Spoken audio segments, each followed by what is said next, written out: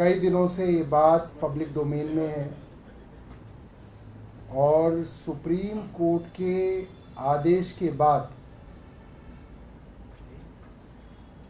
Electoral bond के माध्यम से भारतीय जनता पार्टी को किस किस कंपनी से कितना पैसा मिला, ये भी सारी इन्फॉर्मेशन आज पब्लिक डोमेन में है। और इसके अंदर हज़ारों करोड़ रुपए भारतीय जनता पार्टी को मिले हैं, जिसके अंदर एक बड़ी रकम उन कंपनियों से मिली है जिन कंपनियों के ऊपर किसी ना किसी तरीके से कोई इन्वेस्टिगेशन शुरू की गई, इनकम टैक्स की, ईडी की और अन्य इन्वेस्टिगेशंस के चलते बड़ी बड़ी कंपनियों ने करोड़ों रुपए इलेक्टोरल बॉन्ड के माध्यम से भारतीय जनता पार्टी को दिए हैं। कुछ उदाहरण जो पब्लिक डोमेन में है,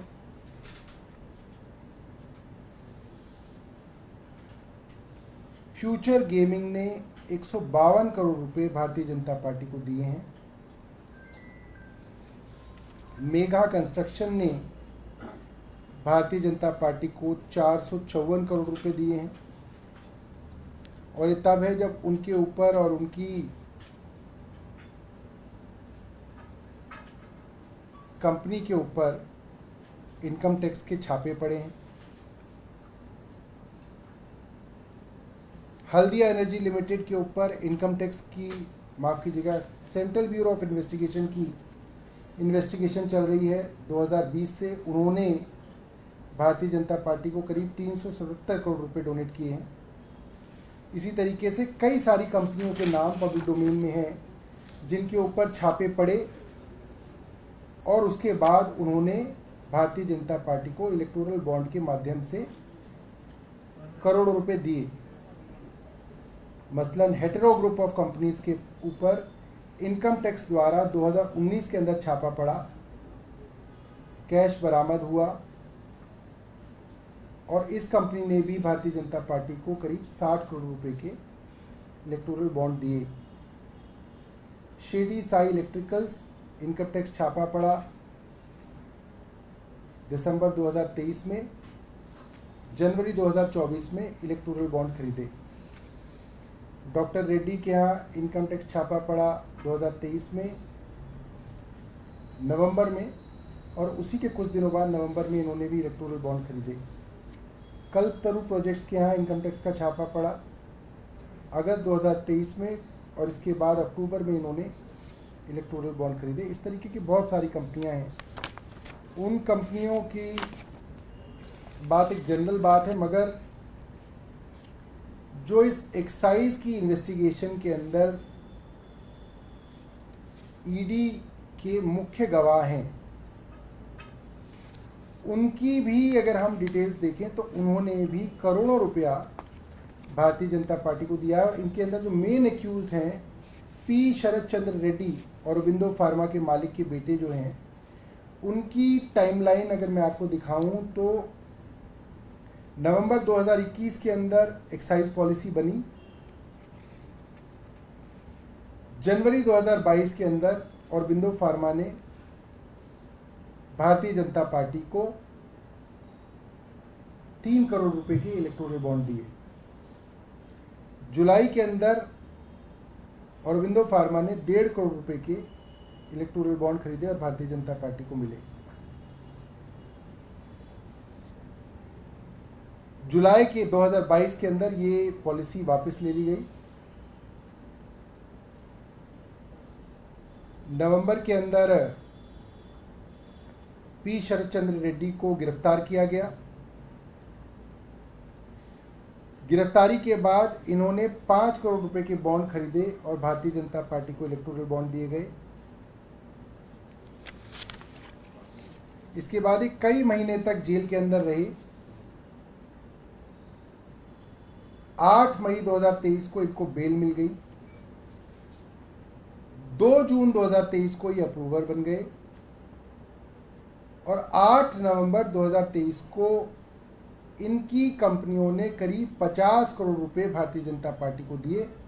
25 करोड़ औरबिंदो फार्मा ने और दूसरे 25 crore Eugia pharma specialities, APL health care, जो दोनों ही होली ओन्ड सब्सिडरीज हैं औरबिंदो फार्मा की।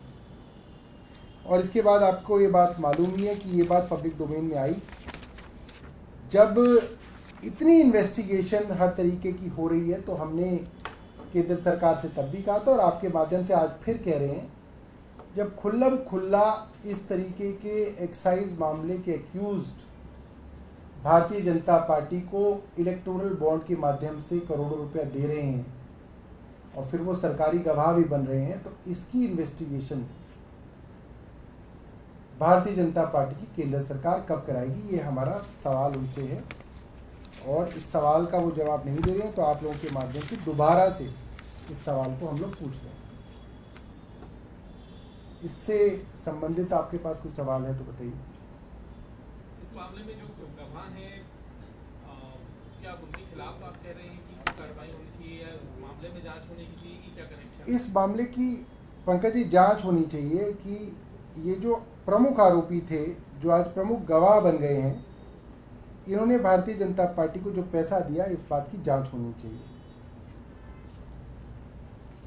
आम आदमी पार्टी को जो मामला चल रहा है आप लोगों के खिलाफ, उसमें आम आदमी पार्टी को भी पार्टी बनाया गया, 12 जुलाई को सुनवाई हुई है, सीएम को भी उसमें पेश होना है, क्या कुछ उम्मीद है आपको? मैं यही तो आपको बता रहा हूँ कि आम आदमी पार्टी को तो बिना किसी सबूत के, बिना किसी पैसे की रिकवरी के, बिना किसी मनी ट्रेल के आरोपी बना रही है ईडी। और जहां पे मनी ट्रेल स्थापित है, साफ साफ दिख रहा है कि इस तरीके से इन्होंने करोड़ों रुपया भारतीय जनता पार्टी को दिया। भारतीय जनता पार्टी को कब आरोपी बनाया जाएगा, यही सवाल है। इसके लिए आप कोर्ट क्यों नहीं जाते? कोर्ट जाके बोलिए ना कि इसकी एक जांच कराई जाए, बाकायदा निष्पक्ष। कोर्ट में तो अरविंद केजरीवाल जी ने पूरा ही बताया, डेट बाय डेट एक एक चीज बताई ट्रायल कोर्ट के अंदर। कोर्ट ने कहा कि हाँ हमने इस पर संज्ञान में लिया है, और उसके बाद कोई कार्रवाई नहीं। ये दूसरा मामला आपकी जो पूर्व मंत्री है राजेंद्र पाल गौतम में चले गए, बसपा में ज्वाइन किया था उन्होंने, लेकिन आपकी सीटिंग एमएलए करतार दौर में लेगी। अब देखिए, आप पुरानी बातें याद दिला रहे हैं। इसी माइक पे मैं ऐसे ही बैठा हुआ था और आप इसी तरीके से सामने बैठे हुए थे, और बात हुई राजकुमार आनंद जो हैं, उन्होंने पार्टी छोड़ दी क्योंकि वो पार्टी से नाराज है। और मैंने आपको बोला था कुछ नहीं है, उनके ऊपर जांच चल रही है, ये सबको मालूम है, जांच का दबाव है, ये सबको मालूम है। वो कुछ दिनों में भारतीय जनता पार्टी में जाएंगे।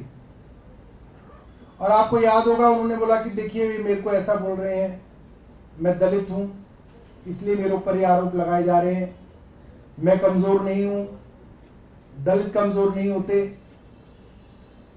और मैं ये 100% कहता हूं कि दलित कमजोर नहीं होते, क्योंकि दलितों ने ही भारतीय जनता पार्टी को उसकी जगह 250 से कम की दिखाई, वो दलितों ने ही दिखाई। ये बाबा साहब के संविधान की ताकत है। मगर उनके नाम पे जो राजकुमार आनंद जी राजनीति कर रहे थे, आज उनका पर्दा जो है फाश हो गया। आज वो भारतीय जनता पार्टी में चले गए, उन्हें वहीं जाना था। जब उनकी पहली प्रेस कॉन्फ्रेंस हुई थी तो उनके आसपास जो लोग थे वो वही लोग थे तो भारतीय जनता पार्टी के लिए काम करते हैं। वो उस फोटो में, वो वीडियो में दिख रहे थे, वो ट्विटर पे भी चल रहा था। मगर क्योंकि अगर वो सीधा ही भारतीय जनता पार्टी में चले जाते तो एक दो हफ्ते तक वो टीवी के अंदर, अखबारों के अंदर इंटरव्यू कैसे देते, वो अरविंद केजरीवाल को गालियां कैसे दे पाते, वो बहुजन समाज पार्टी से चुनाव लड़के हमारी वोट काटने की कोशिश कैसे करते। तो इसीलिए जो है भारतीय जनता पार्टी का भी ट्रेंड है, वो इस तरीके से माहौल बनाते हैं कि साहब देखिए इनकी पार्टी से कोई इतना नाराज था इसलिए उसने पार्टी छोड़ दी। वो कहीं और नहीं जा रहा, वो सिर्फ नाराज है, वो घर बैठेगा इसलिए उसने पार्टी छोड़ दी। तो जो नाराज था और जो घर बैठा था वो सिर्फ चुनाव तक के लिए घर बैठा था, क्योंकि उनको बसपा से चुनाव लड़वाना था और उनको चुनाव लड़वाया और अब वो चुनाव लड़के हार गए, जमानत जब्त करा ली, अब वो जो है भारतीय जनता पार्टी में आ जाएंगे। बाकी नेता हैं तंवर या एक आपके पार्षद हैं, लाभ कुछ ऐसे आपको लग रहा है कि ऐसे कोई मामला रहा होगा? अब देखिए, मैंने तो राजकुमार आनंद जी के विषय में भी कोई गलत बात नहीं कही थी, वे ही थोड़ा ज्यादा परेशान हो गए थे। मैं करतार सिंह तंवर जी के बारे में भी कोई बुरी बात नहीं कहूंगा, हमारे कुलीग रहे हैं। अभी 2 घंटे पहले तक हमारे कुलीग थे, मेरे आदरणीय साथी विधायक थे। मैं ये समझता हूं कि भारतीय जनता पार्टी ने इस देश की राजनीति को इतना गंदा कर दिया है कि अब किसी भी राजनीतिक आदमी को आप आम पुष्ट करके उससे कुछ भी कराने के लिए जो है उसको आमादा कर देते हैं। हम सबको मालूम है 2016 में भाई करतार के यहाँ इनकम टैक्स का छापा पड़ा।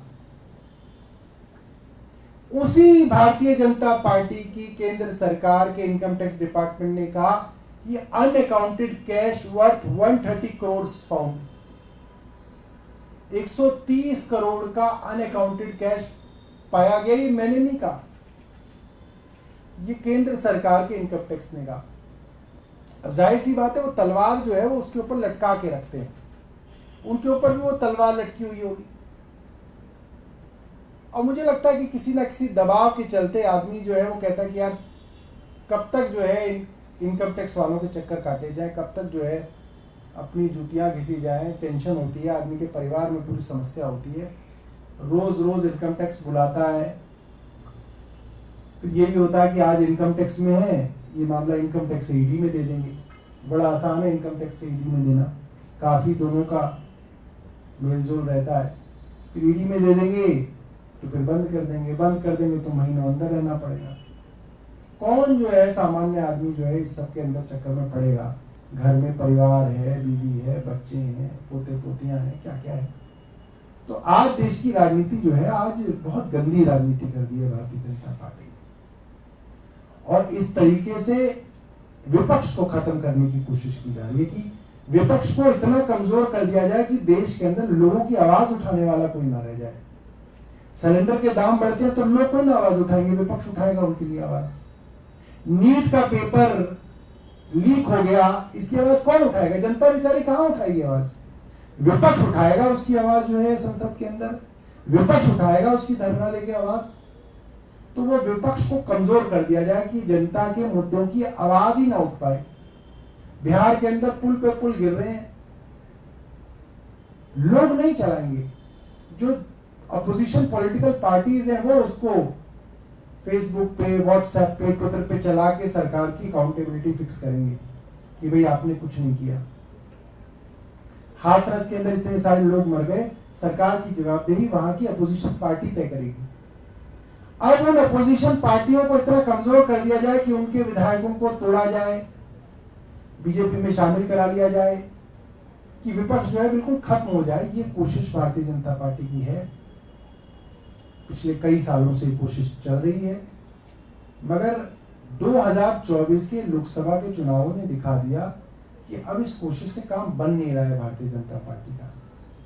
वे कोशिश बहुत कर रहे हैं मगर विपक्ष धीरे धीरे मजबूत हो रहा है और आने वाले दिनों में विपक्ष और मजबूत होगा। इस तरीके की कोशिशें चलेंगी। हमारे कई विधायकों के ऊपर इस तरीके के मामले बनाने की कोशिश की जा रही है, डराने की कोशिश की जाती है, दबाव बनाने की कोशिश की जाती है और उसके अंदर कई विधायक जो है दबाव में आ जाते हैं और हमें उनसे कोई, मुझे नहीं लगता कि हमें उनसे कोई द्वेष है इसको लेके हम उनकी मजबूरियां समझ सकते हैं। अगर ये जो इसके पहले शराब नीति वाला मामला था उसमें कुछ बयान सामने आए हैं। अरविंद केजरीवाल ने जो बयान दिए हैं पूछताछ के दौरान कि जो ग्रुप ऑफ मिनिस्टर था उन्होंने कोई डिटेल शेयर नहीं की थी उनके साथ, और ये भी कहा गया कि जो विजय नायर हैं वो आपके अंडर काम करते थे, आतिशी के अंडर काम करते थे। तो इस तरह के बयान सामने आए, इस पर आपकी क्या प्रतिक्रिया है?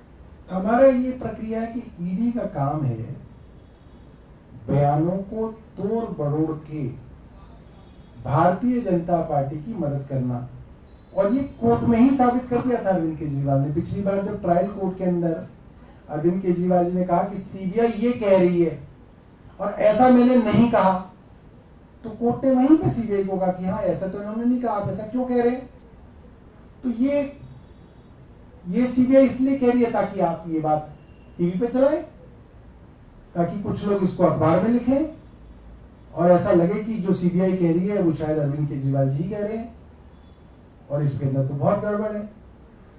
यही बड़ी समस्या है कि आज इन्वेस्टिगेटिंग एजेंसी एक पॉलिटिकल टूल बन गई है, वो राजनीति करने के लिए जो है भारतीय जनता पार्टी के हथियार बन के रह गए हैं। यही बहुत बड़ी समस्या है।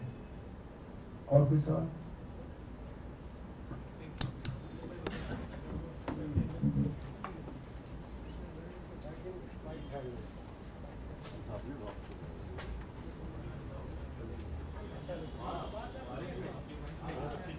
अगर आपने हमारा अभी तक चैनल सब्सक्राइब नहीं किया है तो कृपया चैनल सब्सक्राइब कर लें, लाइक करें, शेयर करें, कमेंट करें। तो मिलते हैं फिर किसी और खबरों के साथ। नमस्कार।